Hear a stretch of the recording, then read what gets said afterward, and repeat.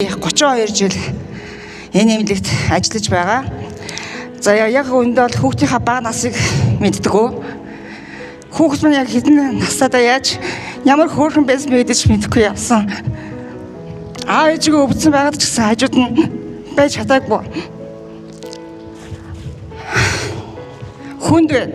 Бид нар өөрсдөө өвдсөн гэрнээ өвдсөн хүний төлөө асуу соёлоод явж байгаа. Бид өөрсдөө цалингийн зээлтэй ирнэ өөр хүүхдээ бодосолтой мэдлэгтэй болох гэдэг явж байгаа. Өнөөдөр би өөр ингэж солиож ирнэ охиноо эмч болгоо сургасан. Өөрөө ямар хэцүү байдал байгаагаа мэдсээр байж охиноо эрүүл мэндийн салбарлаа оруулсан. Яг тэр би өөрөө энэ мэргэжлээ хайртай дуртай. Кимч учраас бид нар өдөртөөс өдөө хүртэл төвчин өдөө хүртэл ажиллаж байгаа гэж ойлгож байгаа. Ард үлдсэн солиожор маань хүнээ орхиод ирж чадахгүй байна. Очихсан сэтгэл маш их байгаа. Бид юуны төлөө амьдарч байгаа юм бэ? Мэдээж хүмүүс хэлэх бах. Та өөрийнхөө төлөө амьдарч байгаа, ажиллаж байгаа гэж хэлгэл бах.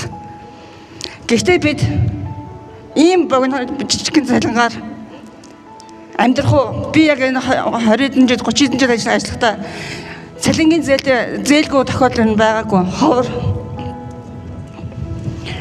эмнэлгийн мэргэжлийн хүн насан туршдаа суралцдаг мэргэжил.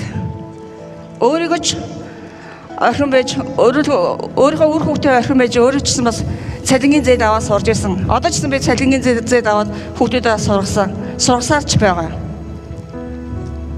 Тэгэхээр бидний энэ одоо болж бүтггүй байгаа зүйлийг хүн болгон мэдсээр байгаад ядаж иргэд минь бидэрлээ бас хатуу үг хэлээ байвс. Бодооч гэж гуймаар байна.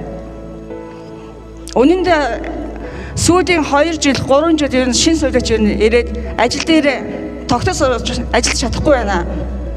Иргэдийн маш хэцүү хатуу өвнөөс болж шантарч байна. Нясаж байна.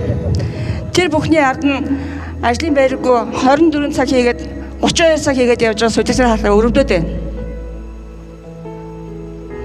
Өнөөдөр манай нэг солиоч маш хүнд одоо биеийн байдлыг өвчнөө явуулчихсан өвчнөө аваад Улаанбаатар руу яваад л ирдэг.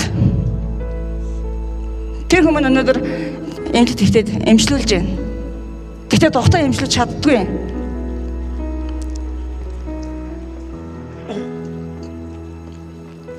Одоо бидний энэ бодлыг бас иргэдийн сонсож нэг гарц гаргадаа зөвлөн тусах ийм үйл ажиллагаа хийгээсэй гэж хүсэж байна. Ядаж иргэд минь бидэнд сайртай байгаараа бид нар ч гэсэн та нартай үйлчлэлийн төлөө амьдарч ажиллаж байгаа хүмүүс шүү гэж дахин хэлмээр байна.